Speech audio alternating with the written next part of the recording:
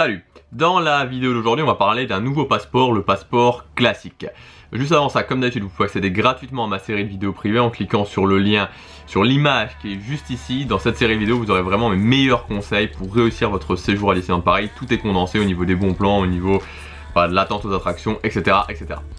Alors, le passeport classique.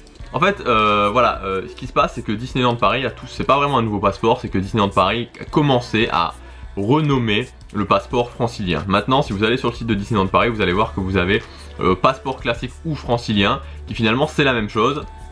Pourquoi ils ont fait ça? Tout simplement parce qu'il y avait beaucoup de gens qui se posaient la question de savoir si on avait, oui ou non, le droit de prendre le passeport francilien quand on n'était pas francilien. Et oui, on avait le droit. Donc, finalement, c'est vrai que je pense qu'à la base, ils l'ont appelé le passeport francilien parce que c'était un passeport qui avait été designé, fait pour les franciliens un petit peu sur mesure. Mais sachant qu'il y avait de plus en plus de non-franciliens qui le prenaient, ça me semble logique de finalement l'appeler le passeport classique. Et je pense que sur d'ici 1 an, 2 ans, ça deviendra tout simplement le passeport classique. Alors, les avantages que vous avez quand vous avez ce passeport classique, donc, ou francilien. Vous avez 280 jours d'accès au parc, c'est-à-dire que vous avez des jours de restriction et en l'occurrence pas mal de jours de restriction. Vous avez l'option parking pour 30 € de plus, donc en fait normalement à la base dans le passeport francilien vous n'avez pas le parking, vous payez le parking, sauf que là si vous payez 30 € vous avez l'option parking. Donc ensuite vous avez 10% de réduction dans les restaurants et boutiques de Disneyland Paris, vous avez 25% de réduction dans les hôtels sur les nuitées seules. Et vous avez le Photopass Plus du passeport annuel classique à 45 €, 44,99 €, valable 1 an au lieu de 10 jours. Donc voilà pour le passeport francilien ou classique. Alors moi c'est un passeport évidemment que j'ai jamais pris, Dans quel cas il est utile?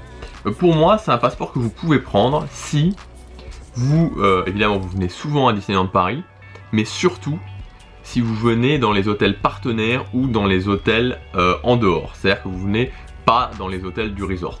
Dans ce cas-là, ça peut vraiment être très sympa parce que voilà, le prix reste. J'ai même pas le prix. Voilà, donc je viens de regarder, il est à 135 € pour 280 jours d'accès. Je regarde juste le. Ok, d'accord. Voilà, donc c'est ça, il est à 135 €. Donc, vous voyez que c'est assez intéressant. Mais pour moi c'est vraiment intéressant à partir du moment où voilà, vous n'allez pas dans les hôtels du resort, que vous venez souvent et que aussi évidemment ça ne vous gêne pas de venir plutôt pendant les basses saisons parce qu'évidemment vous en doutez que les jours de restriction du passeport annuel classique ou francilien c'est forcément pendant les saisons un petit peu plus intenses comme par exemple les vacances de Noël. Voilà ce que je voulais vous dire sur le passeport francilien ou classique. Donc c'est vraiment intéressant, franchement pour moi, moi c'est pas quelque chose qui m'intéresse parce que je vais toujours dans les hôtels du resort, mais si vous êtes plutôt, si ça vous gêne pas d'aller dans les hôtels en dehors du resort, dans les hôtels partenaires ou dans les hôtels classiques en dehors, ça peut être vraiment, et que vous venez plusieurs fois par an, ça peut vraiment être très intéressant. Voilà ce que je voulais vous dire dans cette vidéo, on se retrouve demain pour la prochaine, salut!